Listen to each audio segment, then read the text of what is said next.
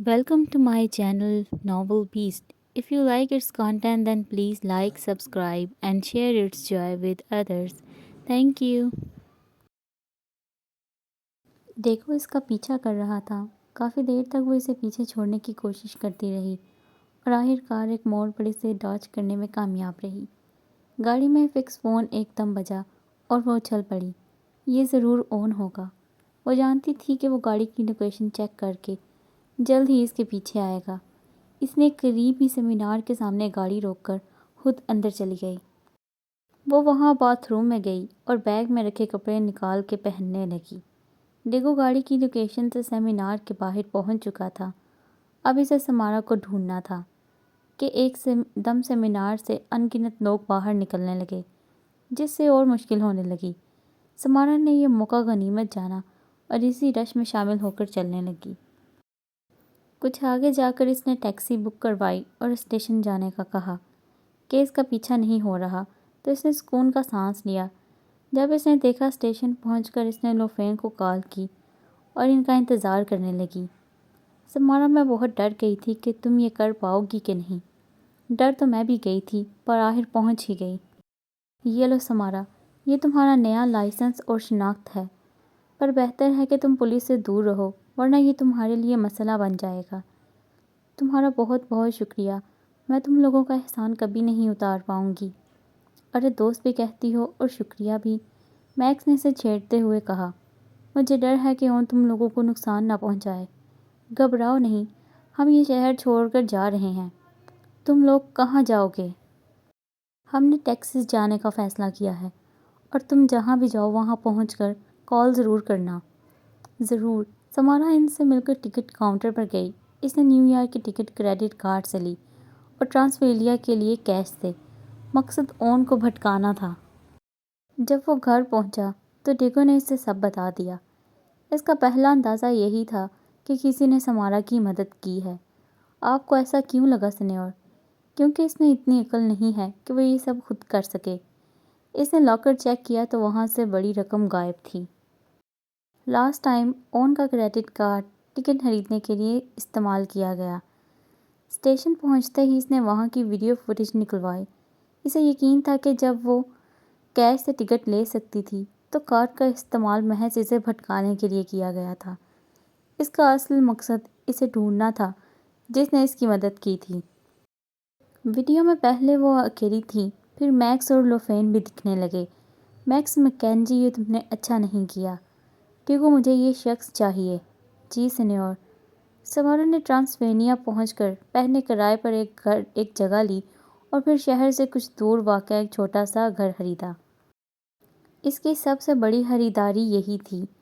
इसके बाद एक इस्तेमालशुदा गाड़ी खरीदी। इसका घर छोटा था पर इसे पसंद था। इसके करीब ही जंगल शुरू हो जाता। यहाँ वो आज़ाद थी, लेकिन हर वक्त ओन का खौफ साथ रहता। यहाँ पे इसे 1 महीना हो चुका था। अब वो मुकामी कॉलेज की कैंटीन में जॉब स्टार्ट कर रही थी। आज इसका पहला दिन था और वो काफ़ी घबरा रही थी। इसने पहले कभी जॉब नहीं की थी, लेकिन आखिर सर्विंग जॉब में कितनी मुश्किल हो सकती है। इसने यहाँ आकर जॉगिंग स्टार्ट कर दी थी। वो जंगल में दाखिल और बाहर होने वाले रास्तों से वाकिफ़ हो चुकी थी। लाशऊरी तौर पर वो जानती थी कि अगर कभी ओन इस तक पहुँचा तो इसे सिर्फ तेज़ रफ्तारी ही बचा सकती थी। जॉगिंग के दौरान इसकी मुलाकात एक लड़की से हुई। इसी ने समारा को जॉब ढूंढने में मदद की। 1 महीना हो चुका था इसे समारा के बगैर। वो इसे ढूंढ नहीं पाया और ना ही मैक्स को। वो पागल होने लगा था। अपना गुस्सा ऑफिस में सब पर निकालने लगा। अब वो क्रिस्टोफर के साथ इटली में था। इसके होटल का इनॉग्रेशन था। इसे हर चीज़ बुरी लग रही थी। अगर इसे समारा मिल जाती तो वो अपने हाथों से इसकी जान लेता। क्रिस्टोफर, मैं अब क्लबिंग नहीं करता, तुम्हें जाना है तो जाओ। कम ऑन मैन, आखिर तुम क्यों नहीं अपना मुंह ठीक करते? तुम चलो, तुम्हें अच्छा लगेगा। मुझे ऐसी जगहें नहीं पसंद। तुम जाओगे तो पसंद भी आ जाएंगी। आखिर वो इसका मुंह बंद करने के लिए इसके साथ चल पड़ा। वो वीआईपी एरिया में बैठा अपनी सोचों में गुम था। क्रिस्टोफर किसी लड़की के साथ कब का जा चुका था। म्यूज़िक इस पर थिरकते लोग कुछ भी इसे मुतवज्जा ना कर पाया। اسے پتہ بھی نہ لگا کب ایک لڑکی اس کے ساتھ آ کر بیٹھی اور اس کے ہاتھ پر اپنا ہاتھ رکھ دیا۔ وہ جو اپنے خیالوں میں گم تھا، جب اس کی طرف دیکھا تو اسے بس کالے بال اور نیلی آنکھیں دکھیں۔ اس کی لبوں سے بے اختیار سمارا نکلا، نہیں میں تو آنا ہوں، ویسے تم جیسے ہینڈسم کے لیے میں سمارا بننے کے لیے تیار ہوں، لڑکی نے ذومعنی طریقے سے کہا۔ وہ ایک دم سمارا کے حصار سے نکلا۔ اس لڑکی کے بال کالے اور آنکھیں نیلی ضرور تھیں، لیکن وہ اس کی سمارا نہیں تھی۔ ناگواری سے اون نے اس کا ہاتھ جھٹکا، لیکن وہ لڑکی تو جیسے کوئی فیصلہ کر کے بیٹھی تھی۔ تم اکیلے ہو اور میں بھی اکیلی ہوں، ہمیں اس اکیلے پن کو ختم کرنے کے لیے کچھ کرنا چاہیے۔ اون کی طرف سے کوئی جواب نہ پا کر بھی وہ بولے جا رہی تھی۔ آخر اون نے اس کے سراپے پر ایک نظر دوڑائی۔ کثرتی اور چھوٹے لباس میں وہ بے شک ایک خوبصورت لڑکی تھی۔ صاف پتہ چل رہا تھا وہ نشے میں ہے۔ اون کچھ سوچ کر استہزائیہ مسکرایا۔ تم ٹھیک کہتی ہو، میں باہر تمہارا انتظار کر رہا ہوں۔ یہ کہہ کر اون وہاں سے اٹھ کھڑا ہوا۔ کچھ دیر بعد وہ لڑکی بھی اس کی گاڑی میں تھی اور وہ ایک سنسان سڑک پر تھے۔ ہم یہاں کیا کر رہے ہیں؟ ابھی پتہ لگ جائے گا۔ اون کل رات تم کہاں غائب ہو گئے تھے؟ وہ واپسی کے لیے فلائٹ کا انتظار کر رہے تھے۔ میں تھک گیا تھا، واپس روم میں چلا گیا۔ دوسری طرف ہر جگہ نیوز پر ایک لڑکی کے بے دردی سے قتل کی خبر آ رہی تھی۔ وہ تیار تھا، اس نے اپنا ایک چھوٹا سا بیگ تیار کر لیا تھا۔ اسے اس کے باپ کا دوست ملا، ڈیگو نے کہا تھا کہ وہ اسے یہاں سے لے جائے گا۔ اسے بے صبری سے کل کا انتظار تھا۔ اس کی ماں اسے شک کی نگاہ سے دیکھ رہی تھی، لیکن آج اس کی ہر پریشانی کا آخری دن تھا۔ اسے کھانا کھاتے ہی نیند آنے لگی تھی تو وہ اپنے کمرے میں جا کر سو گیا۔ جب اسے جاگ آئی تو وہ ایک اندھیری جگہ پر تھا۔ یہ اس کا کمرہ تو نہیں تھا۔ اس نے ہلنے کی کوشش کی تو خود کو کرسی پر بندھا ہوا پایا۔ میں کہاں ہوں؟ نکالو مجھے یہاں سے۔ وہ خود کو آزاد کرانے کے لیے جھٹپٹانے لگا۔ کسی کے قدموں کی آواز سے اس نے اپنی کوششیں بند کر دیں۔ کون ہے وہاں؟ موم میں یہاں بندہ ہوں، کیوں ہوں مجھے جانے دیں۔ تم نے مجھے دھوکہ دیا ہے اون، تم مجھ سے دور نہیں جا سکتے۔ اس کی ماں نے اون کا بیگ زمین پر پھینکتے ہوئے کہا۔ موم ایسا نہیں ہے جیسا آپ سوچ رہی ہیں۔ 15 سالہ اون نے ہمت سے کہا۔ تم فریحہ کو دھوکہ دے کر نہیں بچ سکتے، نہ تمہارا باپ بچا نہ تم بچو گے۔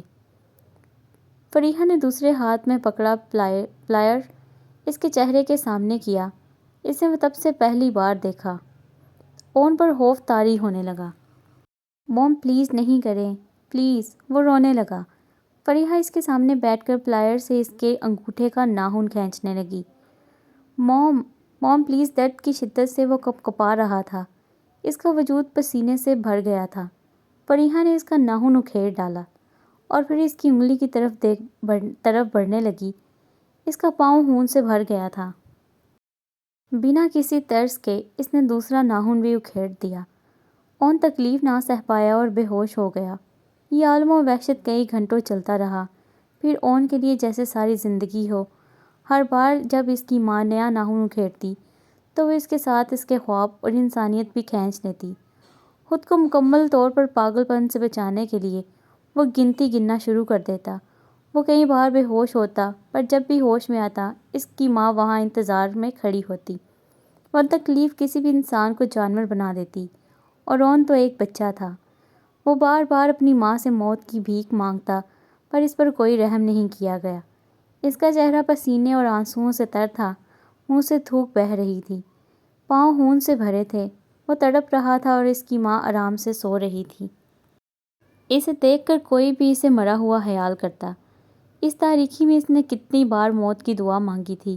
سنیور، کوئی اسے پکار رہا تھا، لیکن موت کی وادی میں بھٹک رہا تھا۔ اسے واپس جانے کی کوئی چاہ نہیں تھی۔ ڈیگو نے اس کے ٹھنڈے پڑتے وجود کو آزاد کرایا اور کھڑا کرنے کی کوشش کی، لیکن جب وہ ناکام رہا تو اس کے بے جان وجود کو اپنے کندھے پر ڈالا اور وہاں سے نکل پڑا۔ اس کے ہر قدم پر اون کا بہتا خون اس کی تکلیف کا ثبوت تھا۔ اسے کتنے ہی سال لگے تھے خود کو دوسروں جیسا بنانے میں، کتنے ہی سال کہ وہ رات کو چلا کر اٹھتے ہوئے دوسروں کی نیند خراب نہ کر دے۔ جاب پر سب اس کے ساتھ بہت اچھے تھے۔ تقریباً ہر وقت ہی وہاں طالب علم رہتے تھے۔ ان کو دیکھ کر اسے بھی دوبارہ پڑھائی کا شوق پیدا ہونے لگا۔ تو اس نے ایک سیلون میں ریسیپشنسٹ کی جاب بھی شروع کر دی تاکہ زیادہ سے زیادہ پیسے جمع کر کے اور پھر اپنی پڑھائی کا شوق پورا کر سکے۔ وہ اس وقت جینٹ کے ساتھ آئس کریم کیفے میں بیٹھی تھی۔ مجھے تو چاکلیٹ فلیور پسند ہے، تمہیں سمارا؟ مون امور اسٹرابیری فلیور کا کوئی مقابلہ نہیں۔ اون کی آواز ایک دم اس کے اندر گونجی تھی۔ کوئی بھی وہ اس بات سے کبھی انکار نہیں کر سکتی تھی کہ وہ اون کو بہت یاد کرتی تھی۔ وہ ہمیشہ اس کے ساتھ ہوتا تھا۔ کیا تم نے کل کی نیوز دیکھی؟ نہیں، کیوں، ایسا کیا خاص ہے؟ 7 مہینے کے درمیان یہ چوتھا مرڈر کیس ہے۔ سمارا آئس کریم کھاتے ہوئے ایک دم رک گئی۔ مرڈر؟ ہاں، وہ سب لڑکیاں تھیں، ابھی تک قاتل کی کوئی خبر نہیں۔ ہر لڑکی کے بال کالے اور نیلی آنکھیں تھیں۔ میں تو کہتی ہوں تم بھی بچ کے رہو جب تک یہ کلر نہ پکڑا جائے۔ کیا کہہ رہی ہو تم؟ ایسا کیوں کہا؟ ارے اس کی تو آج کل ہر جگہ چرچا ہے۔ لڑکیاں بری طرح سے قتل کی گئیں اور ان سب کی گردن پر ایک جیسا نشان تھا۔ تم نیٹ پر چیک کر لو۔ کیسا نشان؟ آنسو کا۔ اس لیے پولیس کو لگتا ہے کلر ایک ہی ہے۔ سمارا کا ہاتھ بے اختیار ہی اپنی گردن کی طرف بڑھا جو کہ کپڑوں سے ڈھک رکھی تھی۔ وہ وہاں سے اٹھی اور باہر بھاگی۔ ارے کہاں جا رہی ہو؟ میں تو مذاق کر رہی تھی، تم تو ڈر ہی گئی ہو۔ وہ لیونگ روم میں بیٹھی سوچ رہی تھی، کیا اسے انٹرنیٹ پہ سب چیک کرنا چاہیے؟ ہو سکتا ہے یہ آن نہ ہو۔ یہ سوچ کر اس نے اپنے موبائل پر نیٹ آن کیا اور سرچ کیا۔ جینٹ صحیح تھی، ان کو بری طرح سے قتل کیا گیا تھا اور وہ سب لڑکیاں سمارا جیسی ہی دکھتی تھیں۔ اس کی آنکھوں سے آنسو بہنے لگے۔ ہر کسی کی گردن پر ایک جیسا نشان تھا۔ قتل مختلف شہروں میں ہوئے تھے، اس لیے قاتل تک پہنچنا مشکل ہو رہا تھا۔ وہ جانتی تھی اون اسے ڈھونڈ رہا ہے اور یہ لڑکیاں سمارا کے لیے پیغام تھا کہ جب اون کو ملے گی تو اس کے ساتھ بھی ایسا ہی ہوگا۔ یہ سب میری وجہ سے ہوا، سب میری وجہ سے۔ اسے لگ رہا تھا جیسے اس نے خود قتل کیے ہوں۔ کوئی بھی قتل ٹرانسلوینیا کے قریب نہیں تھا، لیکن اگر وہ وہاں پہنچ گیا تو… سمارا اچھی لگ رہی ہو تم۔ Thank you Haris. وہ شرمندہ سے اپنے بال کان کے پیچھے کرنے لگی۔ میں بس تھوڑا چینج چاہتی تھی۔ تم پہ یہ رنگ اچھا لگ رہا ہے۔ ایک منٹ، کیا تم نے لینس لگائے ہیں؟ وہ اس کی نیلی آنکھیں جو کہ اب گرے تھی دیکھ کر پوچھنے لگا۔ ہاں وہ بس۔ ارے چلو اب کام پر لگو۔ پیچھے سے آواز آئی تو وہ حارث کو وہیں چھوڑ کر چلی گئی۔ اس نے بالوں کی کٹنگ کروائی اور انہیں سنہری رنگ میں ڈائی کروایا تھا اور گرے لینس لگائے تھے۔ وہ اسے بچ تو نہیں سکتی تھی، پر اون اسے سرسری نگاہ میں پہچان نہیں سکتا تھا۔ حارث وہیں کا رہنے والا تھا اور طالب علم تھا، مگر جب سے سمارا نے کام شروع کیا تھا وہ کینٹین میں زیادہ پایا جاتا۔ آخر کار اس سے یہاں 1 سال گزر چکا تھا۔ اس دوران قتل 4 سے بڑھ کر 9 ہو گئے تھے۔ اس نے کئی دوست بنائے تھے، لیکن جینٹ اور حارث سر فہرست تھے۔ وہ اب رات کو گھر ڈرائیو کر رہی تھی جب اس کی گاڑی رک گئی۔ نہیں، ایسا نہیں ہو سکتا، چل جا پلیز۔ اس نے کئی بار گاڑی سٹارٹ کرنے کی کوشش کی پر ناکام رہی۔ پیچھے سے آتی گاڑی اس کے قریب آ کر رک گئی۔ کیا تمہیں مدد چاہیے؟ حارث نے اس کی سائیڈ ونڈو سے کہا۔ یہ گاڑی چل نہیں رہی، چلو میں تمہیں ڈراپ کر دیتا ہوں۔ سمارا کے گھر کا پتہ جینٹ کے علاوہ کسی کو نہیں تھا، لیکن اب وہ مجبور تھی۔ اس نے اس کی کار میں جا کے بیٹھ گئی۔ ویسے حیرت ہے تم اسے سڑکوں پر گھماتی پھرتی ہو۔ وہ اتنی بھی بری نہیں ہے، بس کبھی کبھار تنگ کرتی ہے۔ واؤ، کمال کی جگہ ہے۔ ویسے مجھے نہیں لگتا تمہیں ایسی جگہ اکیلے رہنا چاہیے۔ وہ اس کی بات سے زچ ہو گئی، اس لیے شکریہ ادا کر کے اپنے گھر کی حفاظت کی طرف بھاگی۔ آخر 1 سال بعد اسے میکس کے بارے میں پتہ لگ گیا تھا۔ وہ اور لوفین اس کے قبضے میں تھے۔ وہ اب وہیں جا رہا تھا جہاں ڈیگو نے انہیں رکھا تھا۔ ویرانے میں ایک کیبن میں ان دونوں کو باندھ رکھا تھا۔ وہ کرسی پر بندھے ہوئے، وہ دونوں خود کو چھڑانے کی کوشش کر رہے تھے۔ جب وہ وہاں پہنچا، میکس کو نظر انداز کیے وہ سیدھا لوفین کے پاس گیا اور اس پر جھک کر پوچھنے لگا۔ مجھے بتاؤ میری سمارا کہاں ہے؟ میں نہیں جانتی، چھوڑ دو ہمیں۔ مجھے بتاؤ وہ کہاں ہے، اگر زندہ رہنا چاہتے ہو۔ ہمیں جانے دو یہاں سے اور ہم پولیس کو کچھ نہیں بتائیں گے۔ میکس مکینزی، تم بتاؤ گے وہ کہاں ہے؟ اون نے میکس کی طرف بڑھتے ہوئے کہا۔ کبھی نہیں۔ ٹھیک ہے، تو ایسے ہی صحیح۔ اس نے قریب میز پر رکھا چاقو اٹھایا اور لوفین کی طرف چل پڑا۔ آخری موقع ہے تمہارے پاس۔ جب کوئی کچھ نہیں بولا تو اس نے ایک ٹھنڈی آہ بھری اور لوفین کی آنکھ پر چاقو سے وار کیا۔ وہ جگہ لوفین کی چیخوں سے گونج رہی تھی۔ کوئی بھی ان سے بہرا ہو جاتا۔ اس نے چاقو اس کی آنکھ میں مکمل طور پر گھسا دیا تھا۔ تکلیف بے پناہ تھی۔ میکس بھی چلا رہا تھا، لوفین، لوفین، چھوڑ دو اسے جنگلی۔ تو مجھے بتاؤ کہاں ہے وہ؟ اس کی ایک بار کال آئی تھی، لوفین بتا دو اسے۔ مطلب تم میرے کسی کام کے نہیں۔ اس نے لوفین کی آنکھ سے چاقو کھینچ کر نکالا اور میکس کی طرف بڑھ گیا۔ اگلے ہی لمحے اس نے میکس کی گردن پر چاقو رکھا اور اس کی گردن کاٹ دی۔ لوفین اب خود کو بھولے میکس کا نام پکار رہی تھی، میکس اٹھو پلیز۔ کچھ ہی لمحوں میں میکس مر گیا۔ او نے لوفین کو متوجہ کرنے کی کوشش کی مگر ناکام رہا۔ تمہاری بہن یہی یونیورسٹی پڑھتی ہے نا؟ وہ اس کی توجہ حاصل کرنے میں کامیاب رہا۔ مجھے بتاؤ وہ کہاں ہے اور تمہاری بہن کو کچھ نہیں ہوگا۔ لوفین نے اس کا نمبر دہرا دیا۔ Good girl. اور اس کے گال تھپ تھپاتا وہاں سے چلا گیا۔ ڈیگو زیادہ وقت مت لینا، سینیور